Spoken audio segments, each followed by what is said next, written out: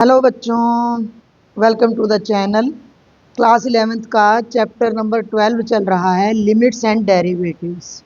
Limits हम कर चुके हैं, डेरिवेटिव्स हम आज से स्टार्ट करने जा रहे हैं। बिल्कुल नया टॉपिक है, नई चीज़ है, थोड़ा सा आपको टाइम लग सकता है, थोड़ा सा, ज़्यादा नहीं। मान लीजिए कि y कोई फंक्शन है x का, है ना। जैसे y को मैं कह दूँ कि 2x+4। तो हम पहले भी देख चुके हैं कि जैसे जैसे x की वैल्यू में चेंज आएगा वैसे वैसे y की वैल्यू में भी चेंज आएगा।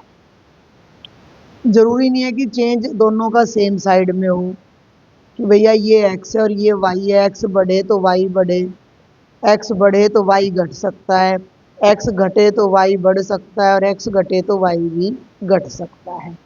बट एक में चेंज दूसरे में चेंज का कारण बनेगा, ठीक है। अब यहाँ एक चीज़ और ये ध्यान रखनी है कि जो ये x है ये इंडिपेंडेंट है, ये अपनी मर्जी से चेंज हो रहा है, और y जो है वो डिपेंडेंट ऑन x है, कि भैया x बदलेगा तो मैं बदलेगा। क्लियर हो गया, समझ आ गई बात। अब जो डेरिवेटिव है वो क्या चीज़ है?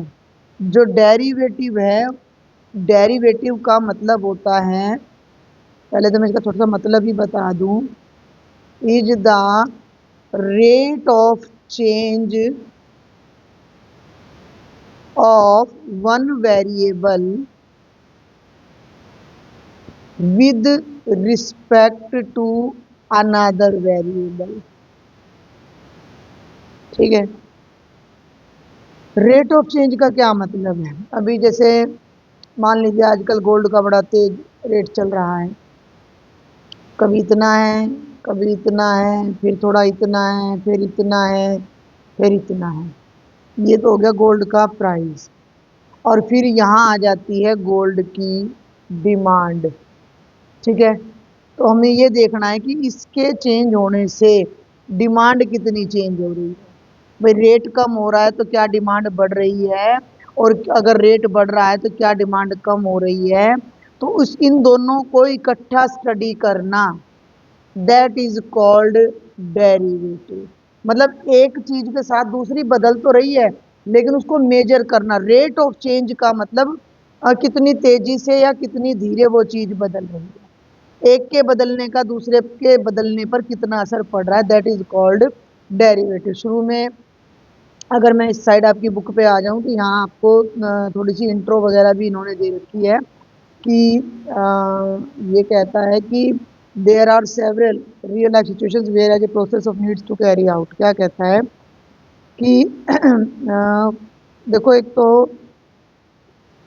कोई चीज़, कोई ऑब्जेक्ट हमारा, शुरू में देखते कोई ऑब्जेक्ट की जगह यहाँ बॉडी ले लेते हैं कि position of a body at various time interval, it is possible to find the rate at which the position of body is changing. अपने आप से लगा लेते हैं कि हमारी डेली लाइफ का रूटीन अगर हम देखें तो शाम के टाइम हमारी बॉडी डाउन जाने लग जाती है। रेट ऑफ चेंज हमें पता है कि भैया शाम को डाउन जाएगी, क्योंकि हम सारा दिन के थके हुए हैं। सारी रात अगर हम अच्छा सो जाते तो सुबह हमें पता लग जाता है कि हम एक्टिव होके उठेंगे। तो वो टाइम के साथ जो चेंज आ रहा है उसको मेजर करना, दैट इज कॉल्ड डेरिवेटिव। अब यहाँ एक उदाहरण फाइनेंशियल का दे रखा है कि rate of change of a particular stock knowing it's present value. Stock एक मार्केट होती है, कभी न्यूज वगैरह पे तुमने देखा हो कि अब स्टॉक्स ऊपर जा रहे हैं, अब स्टॉक मार्केट नीचे आ रही है। तो उसका एनालिसिस जो करते हैं उन लोगों को पता होता है कि सब सोना में अप डाउन हो रहा है तो लोग कहेंगे कि भैया सोना में निवेश मत करो, यानी कि सोना पे जुआ मत खेलो, यानी सोना पे पैसा मत लगाओ। समझ में आ रही बात? क्योंकि वो उसके रेट ऑफ चेंज को स्टडी कर रहे हैं। तो ये है rate of change. Rate word को थोड़ा सा तुम्हें समझना पड़ेगा। ब्याज की दर नहीं पढ़ते थे, ब्याज की दर पढ़ी है कभी कि भाई मैंने पैसा उधार ले लिया तो जो मेरी ब्याज की दर है, ब्याज की दर को हम इंग्लिश में कहते थे रेट ऑफ इंटरेस्ट। और मैंने लिख दिया कि रेट ऑफ इंटरेस्ट है 5% पर एनम। तो इसका मतलब मुझे पता है कि हर 100 रुपये पे मुझे साल में 5 रुपये बढ़ा बढ़ा के देने पड़ेंगे। ऐसे ही है रेट ऑफ चेंज, ठीक है। कि भैया अगर सोना का रेट 20% बढ़ गया तो डिमांड 5% कम हो जाएगी। ऐसे ऐसे एक आइडिया निकालना कि ये है रेट ऑफ चेंज। तो इतना गहराई में हमें कहीं नहीं जाना है, हमारे क्वेश्चन हमें तो न्यूमेरिकल्स सीखने हैं अभी तो, जो कि बहुत ही आसान है न्यूमेरिकल्स को सीखना, न्यूमेरिकल्स को करना। अब हम वाई पे फिर फोकस करते हैं दोबारा कि वाई हमारा कोई फंक्शन है एक्स का। अब एक्स की वैल्यू में हो गया चेंज, हो गया एक्स की वैल्यू कर दी एक्स जमा एच, यानी यहाँ मैंने रख दिया एक्स जमा एच, तो वाई की कोई नई वैल्यू आ जाएगी। ठीक है, पहले तो जब हम करते थे ना फर्स्ट प्रिंसिपल आता था वो डिलीट कर दिया। जब इसमें एच चेंज आ रहा है तो वाई की वैल्यू में भी कोई डेल्टा एच चेंज आएगा, उसको हम डेल्टा वाई बोल देते हैं कि वाई में जो चेंज आया है उसे डेल्टा का ये भी निशान होता है। और ये भी मान लो भी एक्स की जगह पहले मैंने एक रखा, इसी में आ जाओ, एक्स की जगह एक रखा तो दो एकम दो, वाई 6 हो गया। और एक्स की जगह मैंने 1.1 रखा, ये बन गया 2.2 जमा 4, ये बन गया 6.2। मेरी बात को समझना कि भैया एक्स से एक्स जमा एच होना, यानी 1 से 1.1 होना। तो जो y की वैल्यू 6 थी, अब वो y जमा डेल्टा y 6.2। ठीक है, ये पहले y था, ये चेंज आ गया, दोनों को माइनस कर लो, y जमा delta y minus y, F of x जमा एच माइनस एफ एक्स, ये कट गया। तो डेल्टा y का मतलब है y की वैल्यू में चेंज आना। यहाँ से हम देख सकते हैं y की वैल्यू में 0.2 का चेंज आ रहा है, तो वो ये चेंज आ गया। अब अगर इस चेंज की हम लिमिट निकाल दें, अगर हम इस चेंज की लिमिट निकाल दें, कब? जब लिमिट h टेंड्स टू 0 हो। ध्यान देना, दोनों तरफ मैं h से, दोनों तरफ अगर मैं h से डिवाइड कर दूं और इस चेंज की लिमिट टेंड्स टू 0 कर दूं, यानी कि धीरे धीरे धीरे धीरे ये वैल्यू घटती जा रही है, चेंज धीरे धीरे 0 की तरफ जाता जा रहा है, h 0 की तरफ जाता जा रहा है, यानी ये वैल्यू कम होती जा रही है, तो ये लिमिट इधर भी लगेगी, लिमिट h टेंड्स टू 0। तो इसकी जो लिमिट एग्जिस्ट करेगी वो कहलाएगा derivative of y with respect to x। थोड़ा सा नया लगेगा, एक बार इसको जल्दी से मैं फिर मोटा मोटा पहले बता दूं कि y कोई फंक्शन है x का, डिमांड ऑफ गोल्ड फंक्शन है प्राइस का, प्राइस पे डिमांड डिपेंड कर रही है, तो प्राइस के चेंज होने पर डिमांड भी चेंज होगी, ये तो अंडरस्टूड है, लेकिन किस रेट पे चेंज होगी वो देखना है।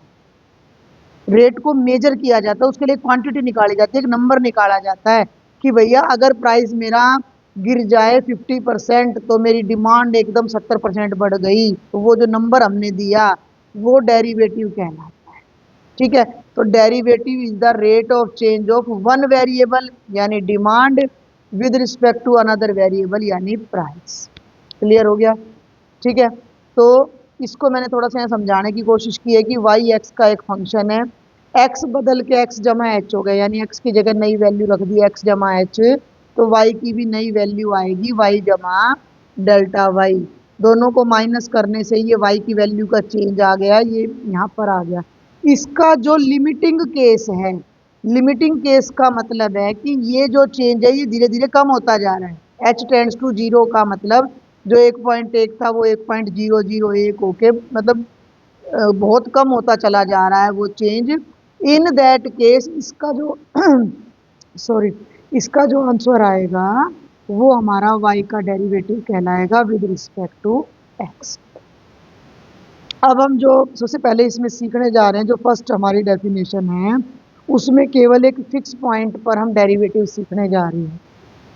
फिक्स पॉइंट का मतलब है कि जैसे अभी मैंने तुम्हें गोल्ड का और उसका बताया कि भैया एक फिक्स कर लिया कि भैया गोल्ड की वैल्यू 50%, केवल 50% गिरी तो डिमांड इतनी 70% बढ़ गई, केवल 50% पे।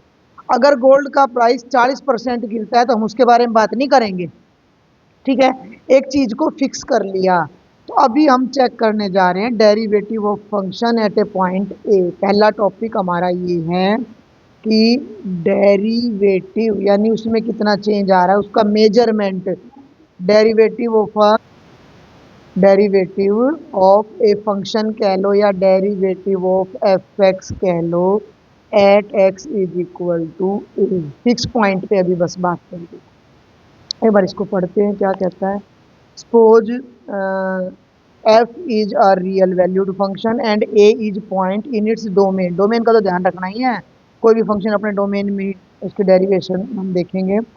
The derivative of f at a is defined by, अच्छा सिंबल नहीं बताया मैंने तुम्हें। अगर हम किसी फंक्शन का डेरिवेटिव निकालते हैं तो डेरिवेटिव को हम एफ डैश से डिनोट करते हैं। अगर एक्स पे निकाल रहे हैं तो एफ डैश एक्स बोलते हैं। तो ए पर निकाल रहे हैं तो ए पर फंक्शन की वैल्यू ए प्लस एच, देखो मैंने यहाँ लिखा था x plus h minus F H, यहाँ हो जाएगा F of a plus H में से एफ ए की वैल्यू डिवाइडेड बाय एच, और इस पूरे की limit h tends to zero. अगर ये लिमिट एग्जिस्ट करती है तो ये एफ एक्स का ये पूरा आंसर इस एफ एक्स का डेरिवेटिव कहलाएगा ए पॉइंट पर, और इसे हम लिखेंगे एफ डैश ए। एफ डैश एक्स नहीं लिखेंगे, एक्स तो वेरिएबल है, बार बार बदलता रहेगा एक्स तो, ठीक है। एक्स का मतलब तो कोई भी जनरल पॉइंट हो सकता है, ए का मतलब यहाँ ए फिक्स है। तो इसको न्यूमेरिकल से डायरेक्ट करेंगे, बहुत आसान है न्यूमेरिकल से उसको करना। कि जैसे ये सारी डेफिनेशन वही है, तुम इसको पढ़ सकते हो। पांचवा एग्जांपल ले लो, find the derivative at x is equal to 2 और फंक्शन है 3x है। हम ले लेते हैं एग्जांपल नंबर 5। फंक्शन हमें दे रखा है 3x और x की वैल्यू 2 है, यानी कि a की वैल्यू 2 है। तो हमने f डैश 2 निकालना है, फॉर्मूला तुम्हारे सामने है। f डैश 2 का मतलब f की वैल्यू 2 प्लस एच पे minus f two divided by h, और limit h tends to zero. अब ये फंक्शन है आपका, ठीक है। इस फंक्शन में देखो एफ एक्स 3x, एक्स की जगह 1 रखोगे 3 एकम 3, 2 रखोगे 6, 3 रखोगे 9, 4 रखोगे 12 वगैरह वगैरह वगैरह। तो इसकी जगह 2 जमा एच रख दो, ठीक है। एफ ऑफ 2 जमा एच आ जाएगा। इसकी जगह 2 रखोगे तो एफ 2 आ जाएगा। तो 2 जमा एच रखो तो 3 के ब्रैकेट में रख दिया 2 जमा एच, 2 पे वैल्यू हो जाएगी 3 गुणा 2 बटे एच, और लिमिट लगाना जानिएगा, limit h tends to zero. Limit का वही रूल है, 0/0 नहीं आना चाहिए, अगर डायरेक्ट रखेगी तो 0/0 आएगा। इसको खोलो, 6 जमा 3h घटा 6 बटे एच, 6 से 6 कट गया, ये बच गया limit h tends to zero 3h बटे एच। अब लिमिट नहीं रख सकती, काटेंगे तो कितना आ जाएगा 3 आ जाएगा, कितना आ जाएगा 3 आ जाएगा। तो इस फंक्शन की जो डेरिवेशन है 2 पे, इसका जो डेरिवेटिव है वो कितना आ रहा है 3 आ रहा है। यानी कि अगर x 2 पे जा रहा है तो इसकी लिमिट अप्रोक्सीमेटली कहाँ तक पहुँच जाएगी 3 तक। आगे देखते हैं अब एग्जाम्पल नंबर 6। अभी इन्हें थोड़ा सा एकदम से बड़ा एग्जाम्पल दे दिया। Find the derivative of function at -1, बिल्कुल इसी तरह का, इसमें 2 पे निकालना था ऊपर वाले में, इसमें -1 पे। Also prove this result is equal to 0। ये एफ डैश 0 दे रखा है, मतलब एक ही में कई क्वेश्चन यहाँ डाल दिए हैं। तो हम ले लेते हैं एग्जाम्पल नंबर 6, ध्यान देना।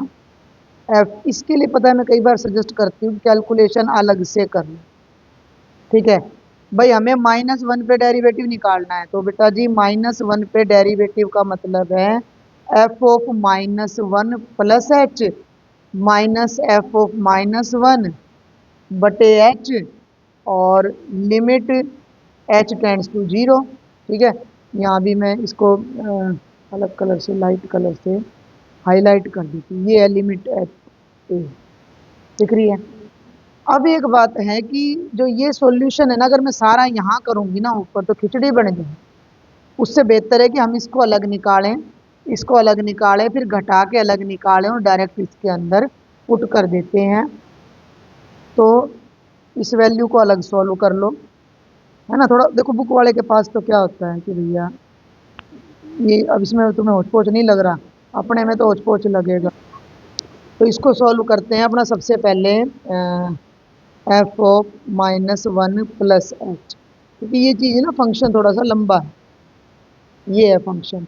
तो दो ब्रैकेट जहाँ जहाँ एक्स है वहाँ रख दो, -1 प्लस एच का स्क्वेयर और +3 -1 प्लस एच और -5, दो ब्रैकेट में ब्रैकेट खोलो।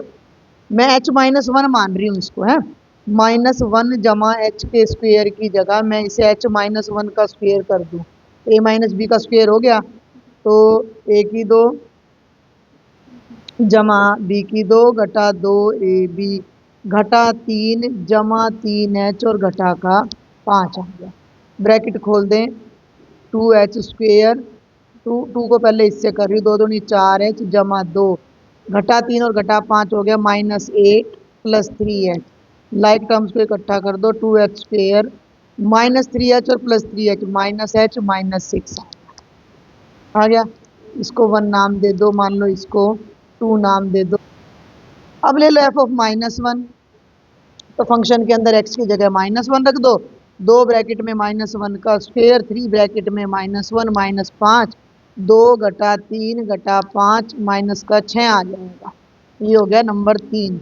यूजिंग 2 एंड 3 इन 1, ठीक है, समझ आ रहा है मैं कहाँ रख रही हूँ। अब इसके अंदर तो ये मेरा f डैश -1 आ जाएगा कि f dash -1 is equal to limit h tends to 0, ये वाली वैल्यू रख दो, 2h स्क्वेयर -h-6 और फिर ये वाली वैल्यू रख दो, -6 हो जाएगा +6 बटे h, ये दोनों कट गए। अब h कॉमन ले दो, अब h कॉमन ले दो तो limit h tends to 0, h bracket 2h-1 बटे h, ये भी कट गया। अब मैं डायरेक्ट लिख सकती हूँ वैसे तो लिमिट को, 2 ब्रैकेट में 0 -1 हमारा आंसर है, यानी -1 पे लिमिट भी -1 आ। अब हमारा बच गया कि f डैश -1, तो ये रहा इसका तिगुना, और f डैश 0 बच गया। अब हम निकालेंगे f डैश 0, ये क्वेश्चन का मान के चलते हैं कि सेकंड पार्ट है। इसका और इसका तिगुना 0 दिखाना, तो पहला काम है f डैश 0 निकालने का, तो f डैश 0 का फॉर्मूला होगा लिमिट f ऑफ 0 जमा h माइनस f ऑफ 0 बटे h और लिमिट h टेंड्स टू 0, ठीक है। अब ना थोड़ा सा फोकस तुम यहाँ कर लेना, फंक्शन को हम बार बार इसको ऊपर नीचे नहीं करेंगे, ये फंक्शन है हमारा, ठीक है। अब एक बात और ध्यान देना कि 0 जमा h का मतलब तो h हो जाता है, तो ये हो गया limit h tends to 0 f h minus f0 बटे। अब लेफ्ट साइड में तो इसको देखो फंक्शन को, और एक बार तो इसमें h रख दो और एक बार इसमें 0 रख दो, इसको ये ज़्यादा लंबा नहीं पड़ेगा, ये तो हो जाएगा, ये हो जाएगा 2h स्क्वेयर प्लस 3h -5, और जब मैं इसमें 0 रखूँगी तो 0 0 और ये माइनस ऑफ -5 आ जाएगा, और बटे में आ गया h, तो लिमिट h टेंड्स टू 0। सुनो मेरी बात, ये दोनों कट जाएंगे, घटा घटा जमा, h कॉमन ले दो, ये बन गया 2h जमा 3 बटे h। अब लिमिट पुट कर दो, h की जगह 0 रखोगे, 0 जमा 3 3 आ गए। अब हमने ये प्रूव करना है कि f डैश 0 3 बार f dash -1, f dash -1, f dash -1 कितना है, -1 है, और f डैश 0 कितना है, 3 है, दोनों को इसमें पुट कर दो, यहाँ अरे यहाँ रख दो 3, ठीक है, और जमा 3 ब्रैकेट में -1 आ गया जी, 3 घटा 3 0, तो हैंस प्रूव्ड। दो लिमिट की क्वेश्चन निकाल दिए हम, दो डेरिवेटिव निकाल दिए, और दोनों डेरिवेटिव से जो पूछा गया था वो भी निकाल दिया। अब देखते हैं एग्जाम्पल नंबर 7।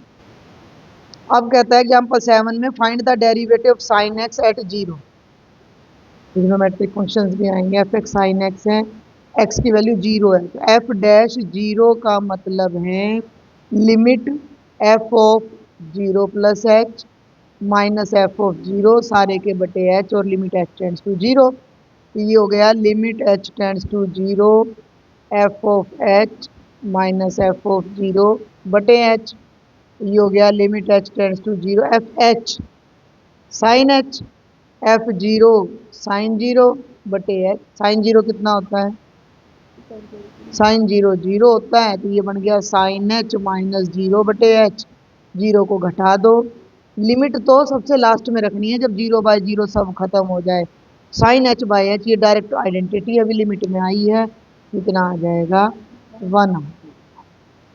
ठीक है, अब एक और है इसी पर बेस्ड हमारा एग्जाम्पल नंबर 8। ये जो जितने भी 4 एग्जाम्पल्स हमने करे हैं, चौथा जो अब हम कर रहे हैं, ये केवल एक फिक्स पॉइंट पे डेरिवेटिव निकाल रहे हैं। Find the derivative of f x is equal to 3 at 0 and at 3।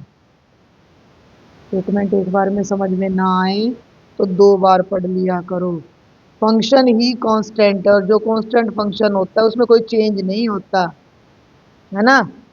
कि भैया गोल्ड का रेट चाहे आसमान में चला जाओ चाहे जमीन में आ जाओ, जो बेचारा बिल्कुल गरीब आदमी है, जो बेचारा भीख मांग के खा रहा है, उसके लिए तो गोल्ड की डिमांड 0 रहनी है, कांस्टेंट रहना है। मान लो या घना से घना नु कह दे भाई मैं तो 1 ग्राम ले सकता हूँ, मान लो हम कल्पना कर रहे हैं।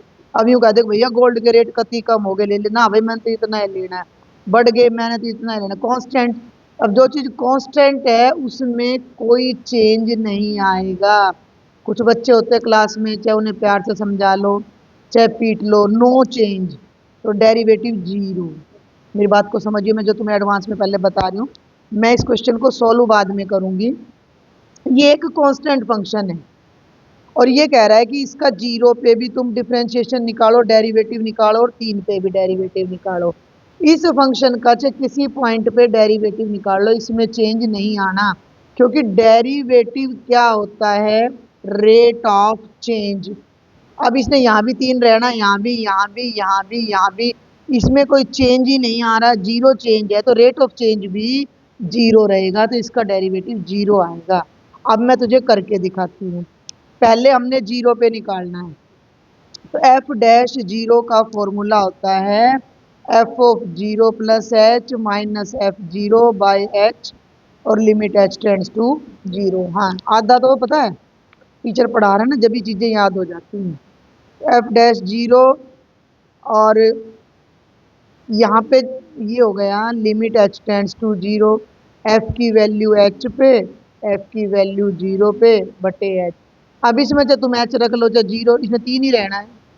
ये हो गया limit h tends to 0, 3 minus 0 पे भी 3, 1 पे भी 3, 2 पे भी 3 बटे एच, 0 बाई एच, ये 0 आ जाए। थोड़ा मैंने जल्दी कर दिया है, 0 बाई एच की लिमिट 0 रहेगी। लिमिट रखते नहीं है उस केस में डायरेक्ट। ये तो हो गया पहला पार्ट। दूसरा पार्ट कह रहा है कि 3 पे निकालो, तो मैं इसको करती नहीं हूँ, मैं इसको ऐसे ही तुम्हें बता देती हूँ कि सिमिलरली जब 3 पे लिमिट होगी तो वो भी 0। सॉल्यूशन यहाँ देख लो, ये रहा कि एफ डैश 3 का मतलब F of 3 plus h minus F 3। भाई जिस फंक्शन की वैल्यू ही 3 है, कॉन्स्टेंट फंक्शन नौवीं से आ जाता है हमारा, तो उसको 3 प्लस एच पे ले लो तो भी उसने 3 रहना है, यहाँ भी 3 रहना है, तो लिमिट कितनी आ जाएगी? 0। तो ये यहाँ तक तो था किसी एक पर्टिकुलर पॉइंट पे डेरिवेटिव निकालना। अब डेरिवेटिव ना बहुत इंपॉर्टेंट है, मैं बार बार आपको बता रही हूँ। थोड़ा सा यहाँ इसका ना ज्योमेट्रिकल रिप्रेजेंटेशन दे रखा है, मुझको थोड़ा सा मोटा मोटा मैं आपको डिस्कस करूँगी, अगर समझ आ जाए, नहीं तो मैं यहाँ बना देती हूँ कि ये हो गया अपना वाई एक्सिस, और ये हो गया अपना एक्स एक्सिस, और ये कोई कर्व बना हुआ है, मान लो कर्व बना हुआ है, ये पॉइंट है ए। तो कर्व कैसे बनता है कि इस पॉइंट पे, एक मिनट लेजर ले लेते हैं, इस पॉइंट पे जो वैल्यू आ रही है, तो पॉइंट फिर पॉइंट से पॉइंट ऐसे जुड़ के कर्व बनता है। ए पे जो वैल्यू आएगी वो ये होगी, जिसे हम एफ ए बोलेंगे। ठीक है, तो ये थोड़ा सा इसको ऐसे ले लें, तो ये वैल्यू हो गई हमारी एफ ए। तो इस पॉइंट को अगर मैं P नाम दे दूं तो इसके कोऑर्डिनेट्स हो गए A कोमा F। थोड़ी देर के बाद ये पॉइंट चेंज होके आगे चला गया, कहीं यहाँ चला गया, तो A से तो कुछ ना कुछ चेंज होके होगा, तो A प्लस एच हो गया। तो A प्लस एच पे भी फंक्शन की कोई ना कोई वैल्यू हमारी निकलेगी। मान लो थोड़ा सा ऐसे ले लो, ये पॉइंट हो गया हमारा क्यू, ठीक है, और ये यहाँ से आ रहा है। ग्राफ ही हमने तीसरा चैप्टर 9th क्लास में पढ़ रखा है। ए प्लस एच पे जो वैल्यू आएगी वो F of a plus H आएगी। ये लाइन पे ज़्यादा ध्यान मत देना, थोड़ी सी टेढ़ी हो रही है ये। तो क्यू जो हो गया, जो क्यू पॉइंट है ये तो क्यू है और ये पी है। तो क्यू के जो कोऑर्डिनेट्स हैं वो हो गए a plus h comma f of a plus. Numerical करेंगे तो कोई वैल्यू निकल आएगी। अब हम ए पे जो लिमिट बता रहे हैं, अगर मैं इस चीज़ पे ध्यान दूं तो F of a plus h minus f ए। एक तो यहाँ से क्या करो, ये परपेंडिकुलर डाल लो। ये पॉइंट हमारा पी है, ज़्यादा दूर लिख दिया मैंने, ये पी है, ठीक है, ये आर है और ये पॉइंट है हमारा क्यू, ठीक है। अब ये पी पॉइंट से कोई हमारा टेंजेंट जा रहा है, ये पी पॉइंट से कोई हमारा टेंजेंट जा रहा है, मान लो एक,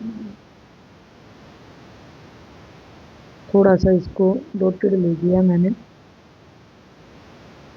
टेंजेंट हम पढ़ चुके हैं, टेंजेंट का स्लोप भी पढ़ चुके हैं, ठीक है। थोड़ा सा इसको मैं दोबारा ड्रॉ करती हूँ। लो, इसको मैंने एक बार अच्छे से दोबारा ड्रॉ कर दिया है। थोड़ा सा कि जो हम बताना चाह रहे हैं उसको डिस्कस करेंगे। तो अगर आप ग्राफ की बात करो तो ये है f of a plus H, ठीक है, और ये जो पॉइंट है ये दिखा रहा है एफ ए, और ये है f of a plus h minus f ए, यानी कि ये पूरा तो है f of a plus H और ये वैल्यू है एफ ए। तो उन दोनों का डिफरेंस तो ये हो गया ना भाई। मान लो ये 10 है और ये 3 है, ये पूरी डिस्टेंस तो 10 है और ये 3 है, तो ये 10 माइनस 3 ही तो है। समझ में आ रही मेरी बात भाई? ये पूरी distance F of a plus H है, ये पूरी, और ये इतनी डिस्टेंस एफ ए है, तो ये इन दोनों का डिफरेंस ही तो हो गया ना हमारा। तो ये चीज़ आपने समझनी है कि ये डिफरेंस क्यू आर के बराबर है, जो ये है यहाँ। अब इधर भी लेफ्ट साइड में भी नजर रखिए, यहाँ डायग्राम किसी को ना समझ आए तो यहाँ से भी देख सकते हो अच्छे से। ए प्लस एच हो गया, ठीक है। अब ये पूरी distance F A plus H है, ये डिस्टेंस एफ ए है, तो ये इसका डिफरेंस हो गया ना, तो ये क्यू आर हो गया। क्यू आर हो गया, ये जो चीज़ है F A plus h minus f A Q R हो गया। अब देखो यहाँ इसमें भी आसानी से समझ आ जाएगा कि इतनी दूरी ए है, इतनी दूरी ए प्लस एच है, तो ये डिस्टेंस कितनी रहेगी, एच रहेगी, और ये एच किसके बराबर हो गया, पी आर के बराबर हो गया। तो इस एच की जगह आ गया पी आर, ठीक है। बात समझ में आ रही है? हम लिमिटिंग केस को क्या कह रहे हैं, इसको डेरिवेटिव को, कि f of a plus h minus f a बटे एच की लिमिट ले रहे हैं। Limit h tends to zero का क्या मतलब है? Limit h tends to zero का मतलब है कि ये गैप धीरे धीरे कम होता जा रहा है, यानी जो ये आर पॉइंट है ये पी की तरफ सरकता जा रहा है। मेरी बात समझ में आ रही है? एच टेंड्स टू जीरो का मतलब एच कम होता जा रहा है, यानी ये पॉइंट इसके पास आ रहा है, यानी आर पी के पास आ रहा है, ठीक है। लेकिन आर पी के पास आएगा तो ये भी पॉइंट सरक के पी की तरफ आएगा, क्योंकि ये तो इसी लाइन पे है ना, ये आर पॉइंट भाई। ए प्लस एच पे जो वैल्यू है वो ये है, तो ये क्यू सरक के धीरे धीरे पी पे आ जाएगा, इसलिए इसने यहाँ लिख दिया limit q tends to p. अब इस पे ध्यान दो। अब इस पे ध्यान देने के लिए क्या है कि देखो एक बार, ये है कोड पी क्यू, कोड यानी जीवा हमने पढ़ रखी है। जैसे ही एच की वैल्यू कम होगी, जैसे ही एच की वैल्यू कम होगी, मान लो मैं इधर आई, ये कल्पना करियो, मैं समझाने की कोशिश कर रही हूँ आपको। मान लो ये वैल्यू यहाँ ली तो पॉइंट यहाँ चला गया, फिर यहाँ ली तो यहाँ चला गया, तो क्यू यहाँ बन गया, ये कोड ये बन गई, फिर यहाँ गया तो ये कोड ये बन गई। जैसे जैसे एच जीरो पे जाएगा, एच की वैल्यू कम होगी, तो ये क्यू भी सरक सरक के पोजीशन बदल बदल के धीरे धीरे यहाँ आ जाएगा। और जब ये क्यू और पी एक हो जाएंगे तो ये टेंजेंट बन जाएगा। ये जो कोड पी क्यू थी ये यहाँ नहीं रहेगी, ये क्या बन जाएगी, टेंजेंट बन जाएगी। ठीक है, अब टेंजेंट का स्लोप क्या पढ़ा था हमने, कि अगर कोई टेंजेंट एक्स एक्सिस के साथ कोई एंगल बना रहा है, आपके में साई एंगल ले रखा है, इसको साई नोटेशन बोलते हैं, ऐसे करके और ऐसे, मैं अल्फा ही ले लेती हूँ, तुम छोड़ो। ये एंगल बना रहा है अल्फा, तो स्लोप ऑफ टेंजेंट क्या होता है, अगर कोई लाइन एक्स एक्सिस के साथ टेंजेंट और वो एंगल यानी टेंजेंट अल्फा। ठीक है, लेकिन उसी चीज को हम यहाँ भी दिखा रहे हैं कि भाई जब f of a plus h, जब f of a plus h f a की तरफ आ रहा है और बाय एच की जो लिमिट है वो तो इसके बराबर हो गई, भाई क्यू पी की तरफ जा रहा है, क्यू पी की तरफ जा रहा है, ये पूरी कोड यहाँ शिफ्ट हो गई तो अभी तो ये टेंजेंट बन गया, ये टेंजेंट का स्लोप हो गया।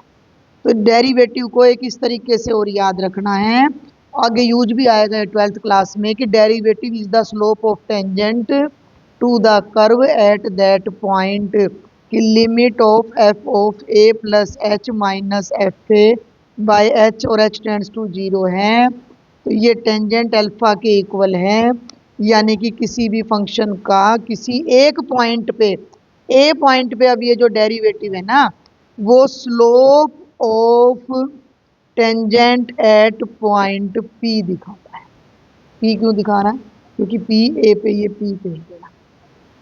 तो ये एक अलग डेफिनेशन है डेरिवेटिव की जो आपको याद रखनी है, जो उसमें 12th क्लास में आपके काम आने वाली है, कि जो डेरिवेटिव है वो टेंजेंट का स्लोप भी होता है। हो सकता है थोड़ा बहुत आपको फंक्शन ये